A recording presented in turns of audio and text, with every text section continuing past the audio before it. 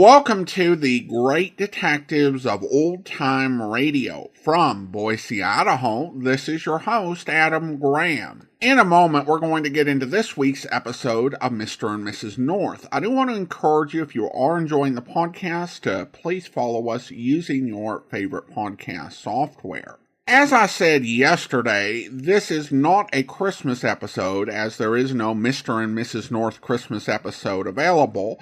That is a shame, because after hearing what they did with Columbus Day, I'm sure their Christmas special would have been with gusto. However, you can find all of the Christmas episodes we featured not only this year, but going all the way back to 2009 by checking out our Christmas feed at christmasfeed.greatdetectives.net. That's christmasfeed.greatdetectives.net.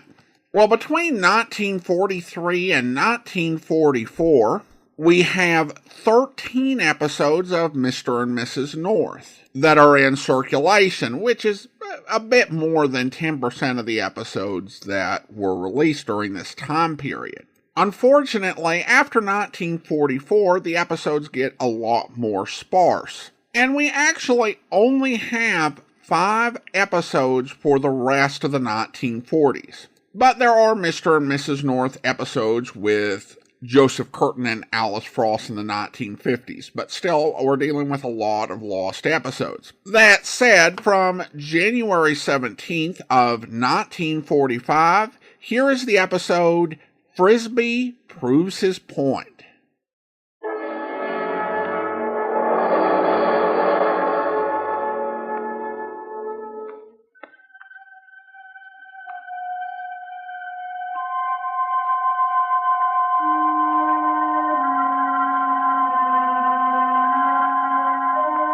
Well, it wasn't supposed to be a real murder, no. It was just a demonstration of how one might be committed, and when a make-believe was over, everyone was surprised that the victim still lay there, until they noticed the widening pool of blood. Real blood.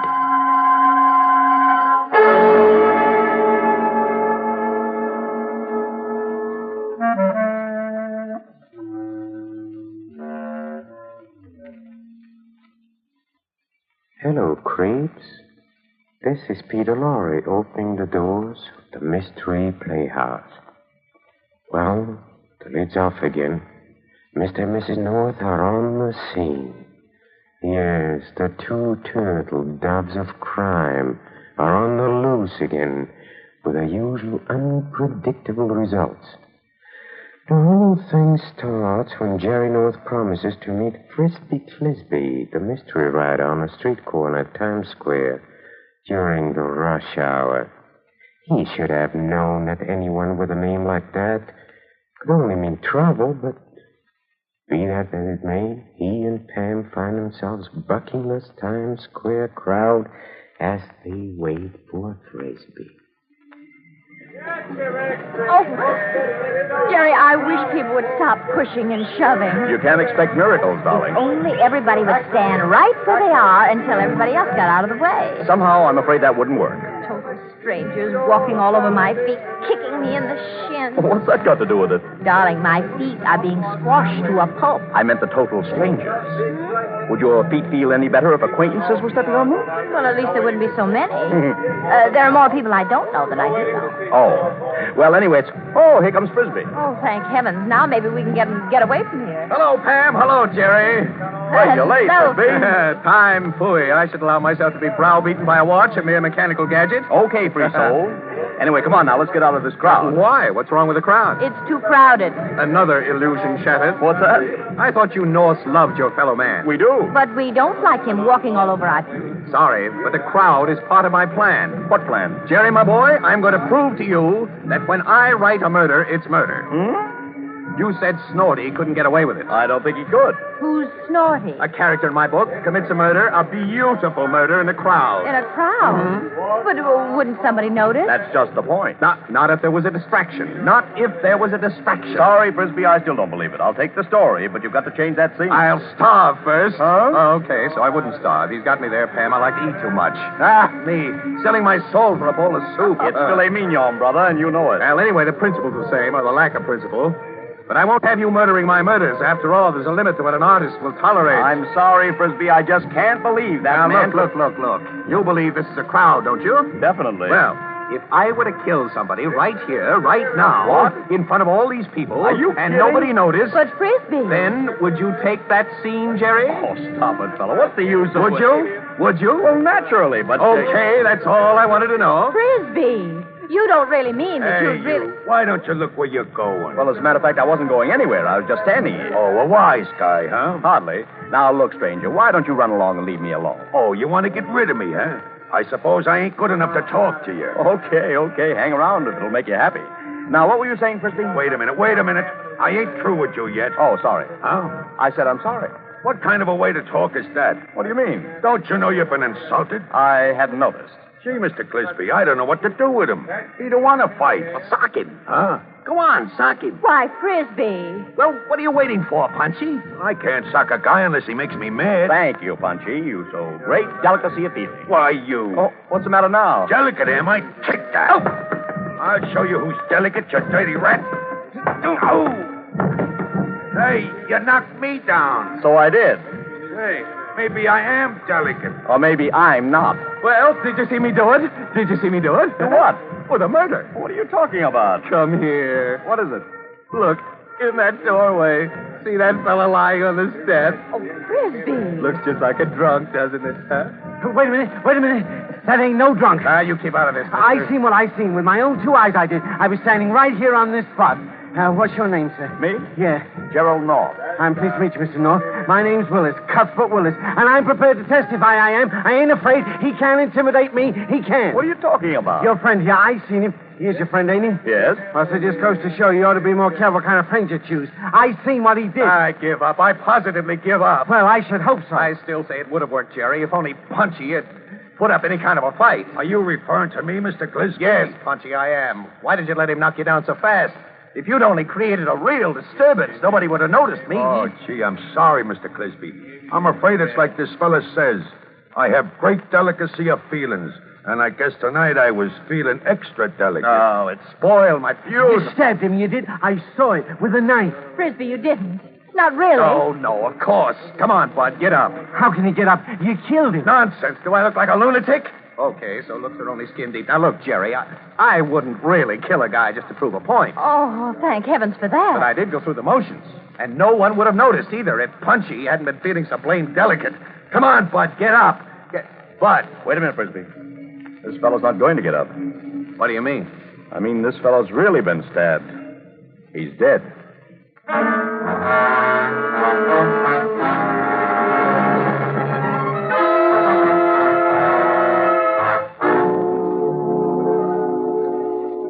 New York Homicide? I'd like to speak to Lieutenant Wigan, please.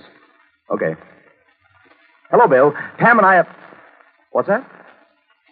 Yes, there's been a murder. Okay, Bill, relax. After all, you don't think we enjoy finding bodies, do you? Right in the doorway of the Kramer building. I'm calling from the drugstore next door. Okay, we'll wait. So long. Bill's coming right over. Oh, good. Now, where's Frisbie? I want to ask him... Mr. North, he's getting away, he is. What? The murderer. He's getting in a cab. He's going to escape. That's right. Look, Jerry, there's Frisbee getting in a cab in front of the store. Yeah, come on. Frisbie, wait a minute. Frisbie! He won't wait. I knew it was going to escape. I knew it. Oh, that wacky idiot. He's only going to make things worse. Come on, Pam, we got to catch him. But the taxi's turned the corner already, Jerry. We'll never be able to catch him. Never mind that. I think I know where he's gone. Are you a mind reader? No, darling, a script reader. And it's taught me what goes on in what Frisbie uses for a mind.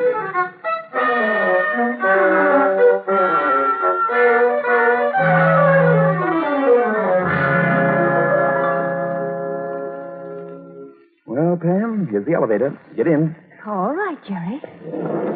Push the button for the fifth floor, will you, please? Yes.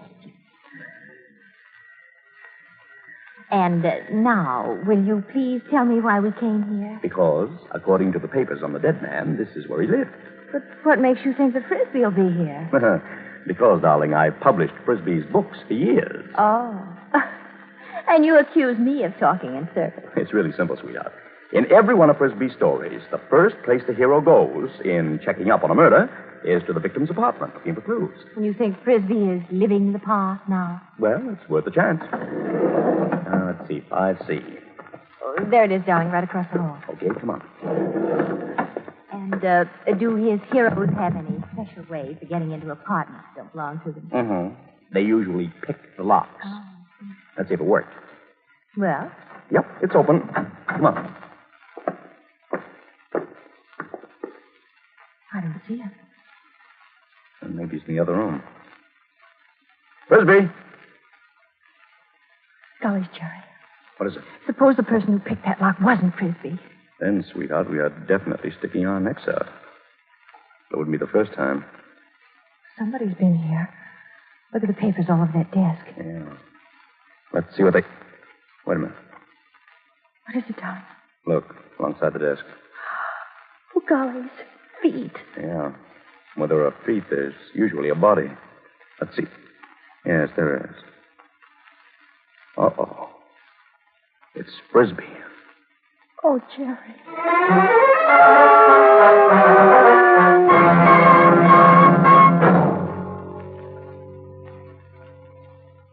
Jerry.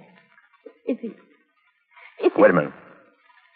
Oh, it's all right, Pam. He's breathing. Oh, thank heavens. Frisbie, are you all right?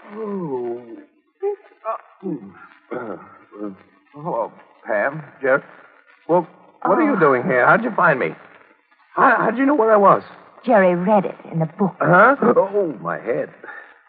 Ooh, how did they do it? Do what? Get it through the door. Your head? No, the General Grant. What the devil are you talking about? The tank. I was hit by a tank at General Grant. Frisbie, aren't you exaggerating? Oh, well, perhaps slightly. Do you think you'll be all right, Frisbie? Well, I'll never be the same. Oh, well, maybe it'll be an improvement. Did you catch her? Her? Who? Shirley Anderson.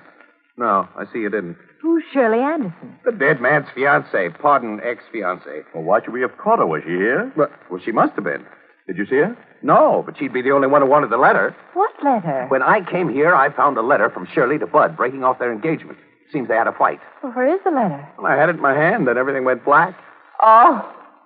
So Shirley Anderson was General Grant. Well, she must have been. Oh, my head. Ooh, oh, that girl has a... She's a lot stronger than she looks, or I'm getting soft-headed. Jerry, who are you calling? I want to see if I can get hold of Bill Wigan. Okay, but don't tell him I'm here. Oh, Bill won't hurt you, Frisbie. Oh, the police are fools. They'll lock me up and try to sweat a confession out of me. I've got to solve this crime before they catch me. Oh, cut the dramatic. I know what I'm talking about. Sure, it happens in every book you write. But Bill isn't like that. You're just making matters worse by running away. But, Jerry, I didn't kill Bud, and I'm sure you didn't. But, oh, wait a minute. Hello, Green Drugstore? Well, I wonder if you do me a favor. Will you please go next door to the Kramer building and give a message to Lieutenant Wigan of the New York Homicide Squad? Yes, I think you'll find him there. Just tell him that Jerry called and say that he and Pam are at Bud Barnes' apartment. It's 5C in the Sylvester James apartments. That's right. Thank you very much. Jerry, let's face it. Let's face what, Frisbie? Look, I am a genius. Well? And a genius has no business sitting on the floor holding his head. There's a crime to be solved, and I'm the man to solve it. Well, when Bill gets here... I can't wait for Bill. Time is of the essence. First, we must array our facts. Okay, I'll ray away. Well, number one. Whoever killed Bud must be someone who knew of your plan to put on an act for Jerry with Bud. Check. But that gets us nowhere too fast on account of there are too many. Bud and I decided on the act at a party last night at which there were guests, more guests, and assorted sundries. I see. So, we have to find something more specific. Check? Check. Punchy is out. He knows from nothing, even less. Check? Check. Well, let's see. There's, Harvey Hollis. Harvey Hollis? Yeah.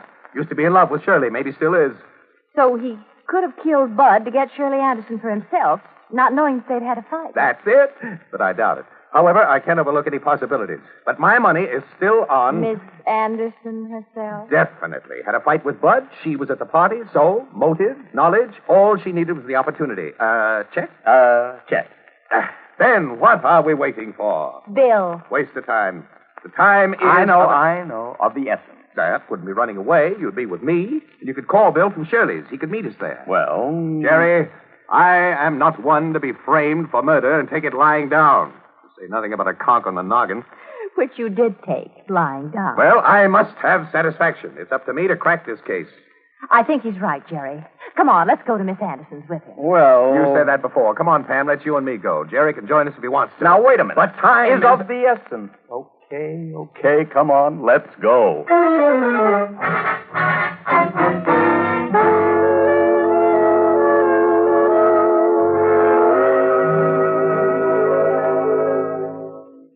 Why, Frisbie, Clisby. Hello, Shirley. I want you to meet Mr. and Mrs. North. Oh, how too exciting.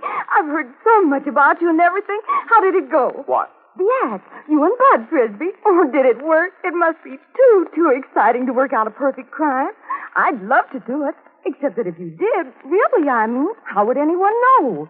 And if they didn't, then what fun would it be? Oh, come on in. Thank you. Stu is here, Frisbie. You know him, Stuart Payne. He was at the party last night. Yes? Oh, Stu, look who's here. Oh, hello there, Frisbie. Hello. Stu, this is Mr. and Mrs. North. You know, the Mr. and Mrs. North. How do you do? How do you do? Oh, Frisbie, you haven't told me. Did you fool Mr. North? I'm simply bursting. You didn't mind, did you, Mr. North? I think it was such a cute idea. Quaint, that's the word for it. Did you, Frisbie? Shirley, somebody killed Bud. I know, you did. I mean, really. I beg your pardon. I pretended to kill him and pushed him into a doorway. Somebody must have been hiding in there and really killed him. What? That's impossible. Why is it impossible, Mr. Payne? Well, I mean, why would anyone want to... I don't know, but somebody did. Mom always wanted me to be an actress, but I was never any good, even though my profile does look something like Katharine Hepburn. Well, I suppose I'll be suspected, won't I? Because you look like Katharine Hepburn? Because I can't act like Katharine Hepburn.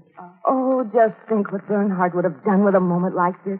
I'll bet Davis. I think she's terrific, don't you? Simply terrific. Aren't we somehow getting away from the point, Miss Anderson? Oh, no, not at all, Mr. North. My lover's just been killed. At least he's supposed to be my lover. If I could make it with the hysterics and stuff, you'd all be pitying me and sniffling and saying, there, poor little girl. I see. Shirley, you hated Bud, didn't you? No, Frisbie, but I do think that he was a stinker, if you'll pardon my saying so. She's upset. She doesn't realize what she's saying. I think she does. In fact, I know she does. She loved Bud. Why should she have wanted... But he done her dirt, ditched her, and hell hath no fury, etc., etc., That's not so. Bud and Shirley Are are... all washed up, Stu. Let's face it. Shirley, you didn't kill Bud. Of course not, silly. Well, then why keep on saying things like... They happen to be the truth. Mr. North. Yes? I killed Bud. Stu, you didn't. Excellent, excellent. It all fits. Does it, Frisbie? Yes, I couldn't have done it better myself. What do you mean? The perfect build-up to the confession. Sort of like my handling of Death Rides a Pogo Stick, don't you think, Jerry? Yeah. Stu's lying, Mr. North. He didn't kill Bud. He couldn't have. Why not? Well, I mean, he's just not the type. I mean, I know him. Oh, dear, I don't know what I mean. I tell you, I killed Bud. Then I suppose you stole the letter, too. What letter? About Shirley's fight with Bud. Okay, as long as you know about it anyway, it doesn't make any difference. Here it is. Let's see it. Here you are. Thank you. Is it, Frisbie? Uh-huh. This is it. Now do you believe me? Oh, Stuart. Miss Anderson, may I use your telephone, please? Oh, yes, of course. Oh, Stu, this isn't like you at all. It positively isn't. What? Going around killing people. Whatever made you do it? Sure, Bud was a stinker, but even so... In fact, he was a terrific stinker. He was... Oh, you know, Stu, I don't blame you. Oh, stop it, Shirley. Hello, Bill. I thought I'd be able to get you at Barnes' apartment. Us? Well, we're at Miss Anderson. Well, I know I said we'd stay there, but Bill. He's angry. Well, Bill, you don't understand. We have the murderer for you. What's that? You don't say. Okay, well, we'll wait here anyway. Yes, honestly, we won't budge until you get here. Okay, so long. Well, what do you know? I don't know, Jerry. What do you know? I told Bill we'd caught the murderer. Yes? Well, he said, so has he. Huh? Excellent. A nice twist. A very nice twist. There now, Stu, I told you it wasn't you. Who was it, Mr. North? Harvey Hollis. Oh, no. Oh, yes. That's why you had the fight with Bud, Miss Anderson. You had jilted him for Mr. Hollis. What's that? Miss Anderson jilted Bud for Hollis, and Bud threatened to kill Hollis. Hollis has admitted that much. No, it's not true. So Hollis must have killed Bud in self-protection. Bill's holding him. He says he has proof Hollis is the murderer. What a fool. What a complete and absolute fool. Who? Me. To think that... Oh, what? There he goes. Hey, wait a minute. He's getting away, Jerry. We got to stop him. Come on.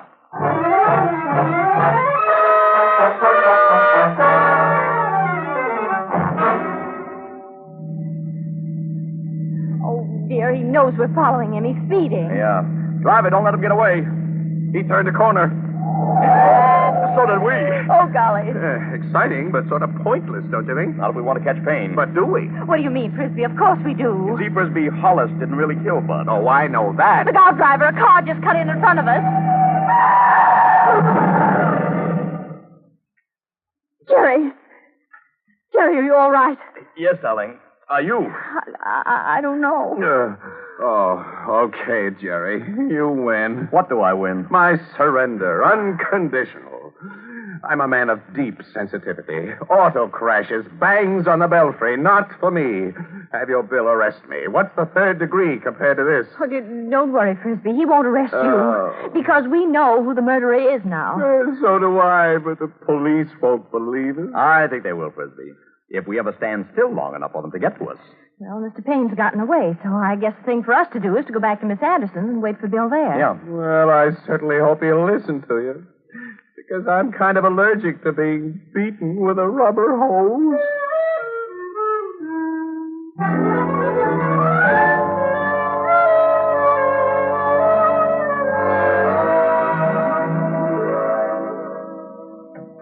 Hello, Miss Anderson. We've come back. Oh, that's too bad. Thank you. I mean, Lieutenant Wigan will be very angry. Well, why? We told him we'd meet him here. I know, but you didn't. You mean he's been here? Oh, yes.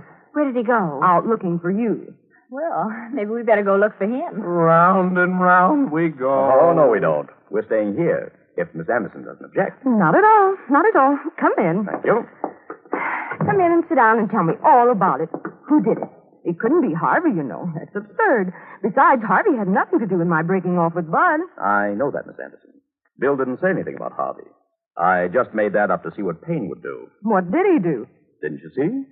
He ran away. But where did he go? We don't know. He got away. Well, it doesn't matter anyway, because he's not the murderer. Oh, good. But how do you know, Frisbie? Well, it's obvious. He only confessed to protect you. Why, how romantic. Are you sure? Well, of course. That's the way it's always done. Always? In his stories. But then who really killed Bud? Well, you see... Oh, Sorry, Frisbie. Pam. There's only one person who could... Sorry, Pam. Oh, that's all right, Frisbie. What were you going to say? What was I going to say? I was just going to tell her the name of the murderer. It's Cuthbert Willis. Who? Cuthbert Willis. Who's he? A little man who claims he saw me kill Bud. What makes you think it was Mr. Willis, Frisbie? Well, it's simple. Nothing points to him. What do you mean? The least suspicious character, don't you see? Oh, Frisbie. I hate to disappoint you again, old man, but I'm afraid it isn't Willis. It must be. Nope. Well, that leaves Shirley. Really, Frisbie, really? No gentleman would accuse a girl of murder in her own parlor, even if it were true, which it isn't. Well, now, wait a minute. It wasn't my idea. Nor mine. But, Jerry, you said... I said it wasn't Willis. But that only leaves Shirley and Stewart.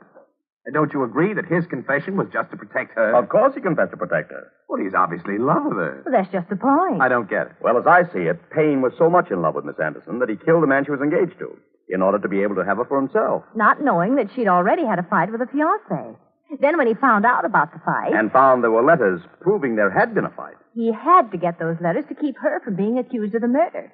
And then when that didn't work, he was willing to give himself up rather than to see her arrested. Then the confession was on the level? That's right, Frisbie. Interesting twist. I'll have to try that sometime. But if it's Stuart Payne, how are we going to catch him? He's already made his getaway. Well, perhaps he'll be back. I'm afraid not. Well, Frisbie, if this were one of your stories, he'd walk in just about now with a gun in his hand. Oh, no. I'd never use that. Why not? Oh, it'd be too convenient. It'd seem contrived. Would it, Frisbee? Stu. Yes, it's me. And as you see, I have the gun, too. That's what I went for. Unbelievable. No, it isn't, Frisbie. And it isn't contrived. I sort of had an idea he'd be back. Yes, you're right. I am back. Shirley, I loved you. I'd have done anything for you. I'd have stolen for you. I'd have killed for you. I did kill for you. What did I get out of it? First it was Bud, and now Harvey. No, Stu, that's not true. Mr. North just made up that story about Harvey. I don't believe it. It's so. I just wanted to see what you'd do. You can't fool me. I know her. She never loved me. She never will. Well, all right, I'll fix her. I'll kill her. No, Stuart! Mr. Payne, look out behind you. Jerry, quick. Right. Drop that gun. Mr. North, you knocked him out. Hold the phone. I'll get it. Oh, this is too much. This is positively too much. What's the matter, Frisbie? Oh, it's bad enough that my perfect murder failed and the confession was on the level and the murderer shows up right on cue. But for you to get the gun away from him with that oldie, look out behind you. Oh, Pam, no. Mr. North. Yes? That was Lieutenant Wigand on the phone. He wanted to know where you were. I told him you were back here again. Well, didn't he want to talk to us? No. He said he doesn't like to use that kind of language on the telephone.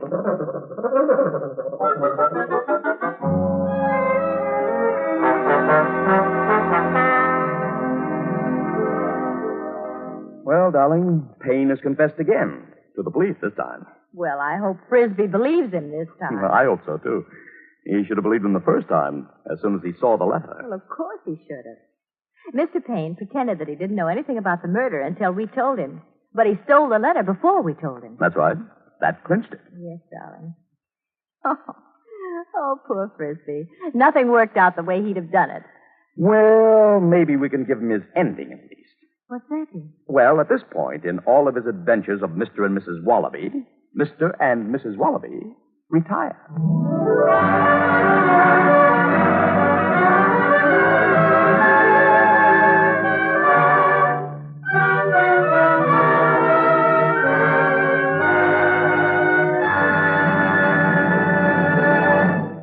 Well, pleasant dreams. And thanks for supplying us with tonight's bedtime story in the Mystery Playhouse. See, I hear that your entries for the Globe Theater radio playwriting contest are coming in prime. My friend Herbert Marshall, director of the Globe Theater, asked me if I wouldn't say something about the length of the script. Your script should take about 25 to 27 minutes to play, including all allowances for sound effects and music bridges. This should mean about 25 to 27 double-spaced typewritten pages. Mr. Marshall wanted me to emphasize that it's better to write them long than short.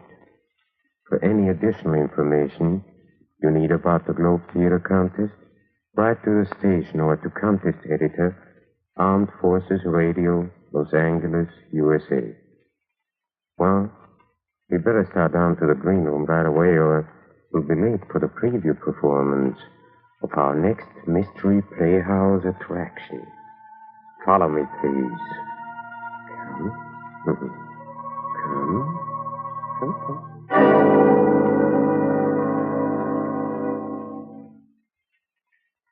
Mr. Joyce, why do you speak to me this way?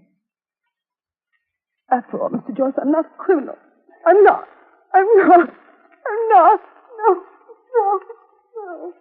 I'm sorry. All right, try it out. Don't let them hang me, please. Will you pull yourself together, please? Just give me time. Just give me some time and let me think. I was Mrs. Crosby, I'll come back later. No, don't leave me. But Well, Mrs. Crosby. Will whoever has the original letter sell it? Why, yes, I think so. Who has it? For a Chinese woman who's living in Hammond's house. The Chinese woman. Does she want very much for it? I imagine she wants a very large sum. Mr. Joyce, are you going to let them hang me because of a paltry sum of money?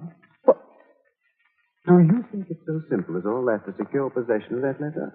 Why, you have no right to make any such suggestion to me. Well, then what will happen to me? Well, you should have thought of that before. Justice must take its course. Oh, please, Mr. Joyce, please, I'm putting myself in your hands. I know that I have no right to ask you to do anything that isn't proper, but you must do everything you can to help me. Mr. Joyce, you're my counselor. Now, who else will help me? You've got to. You've got to help me, Mr. Joyce. Now, please. I'm getting down on my knees. Mrs. Crosby, Mr. Joyce. please, stop it.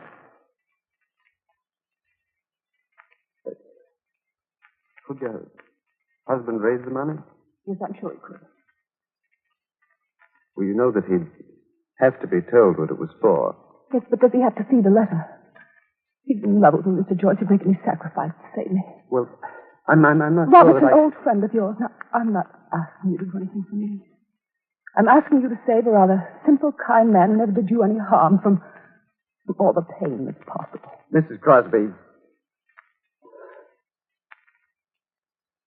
All right. I'll help you. But on one condition. Yes. Now, you told me the truth about the letter. Now, will you tell me the truth about that night? Oh, yes, I will. All right. Did you or did you not shoot Hammond in self-defense? Well, of course it was in self-defense. I swear to you, Mr. Joyce, it was in self-defense. Now, you've got to believe me. You must help me. Please, Mr. Joyce, I'm placing my life in your hands. I wouldn't lie to you now. I wouldn't. Very well, Mrs. Crosby. I must go now. Mr. Joyce, what are you going to do? Do? I don't know.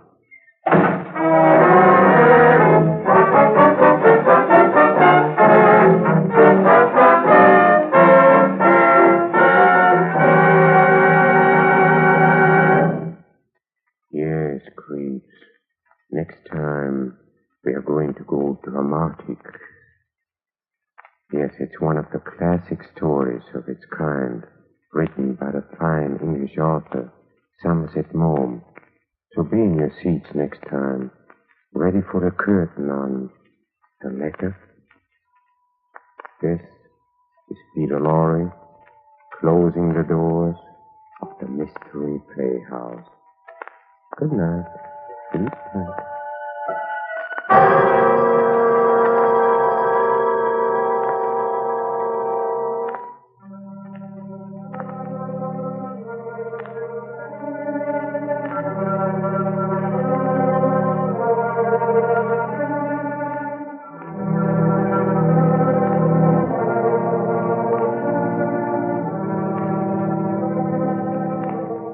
This is the Armed Forces Radio Service.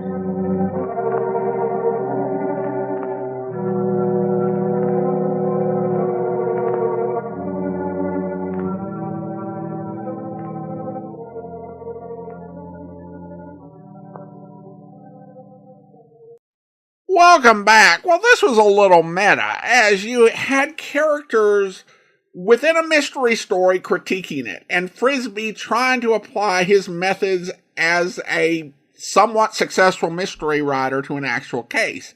But it was definitely fun to listen to. I tagged that letter as a key point proving the killer's guilt. Of course, if he didn't do it, then he got the letter from the killer. Most of the episode after the time he shared the letter is just decent misdirection to make us think that there's still something to investigate. The details on the writing contest were interesting and give insights to how radio scripts were put together and to an extent how they are still put together. I entered a script writing contest a few years back, and they had very similar guidelines, although different length for the project that they were basing the contest around. And of course, the reason why they said to write long rather than short is that if something needs cut, you can still preserve the quality of the piece, but when you write too short, you often have to pad the script length out, which often hurts its quality. The Green Room segment was for one of the most adapted stories during the golden age of radio. It started as a short story that was then adapted into a play, and there were a couple of film versions, and consequently there were multiple Lux Radio Theater adaptations, and there was also Theater Guild of the Air and Arthur Hopkins Presents. The version being teased here was from the Mole Mystery Theater version of the story. which had aired back in December. We turn to listener comments and feedback, and I've got a comment from a listener on YouTube regarding Bulldog Drummond.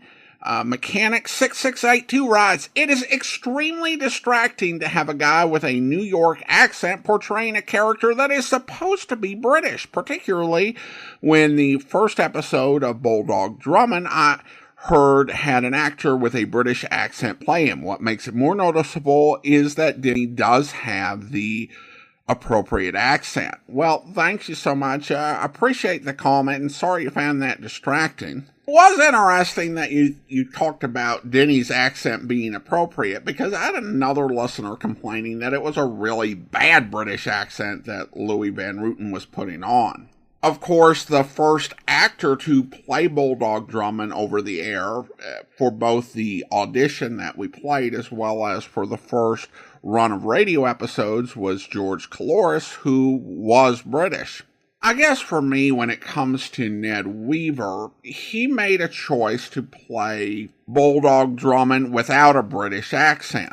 But it wasn't like some sort of working class accent. He played it. It may be in New York, but it was very high status, very proper, and a bit different if you go back and listen to his work on Dick Tracy in the 1930s. So I get used to it, and I didn't find it a distraction myself, but I guess that's one of those your mileage may vary situations. But I do appreciate the comment. All right, well, now it is time to thank our Patreon supporter of the day. And I want to thank James. James has been one of our Patreon supporters since March of 2020, currently supporting the podcast at the Detective Sergeant level of $7.14 or more per month. Thank you so much for your support, James. And that will actually do it for today. If you're enjoying the podcast, please follow us using your favorite podcast software. And if you're enjoying the podcast on YouTube, be sure to like the video, subscribe to the channel, and mark the notification bell. All those great things that help YouTube channels to grow. We will be back next Thursday with another episode of Mr. and Mrs. North. In the meantime, send your comments to box13@greatdetectives.net. Follow us on Twitter at Radio Detectives, and check us out on Instagram. Instagram.com/greatdetectives. From Boise, Idaho, this is your host, Adam Graham, signing off.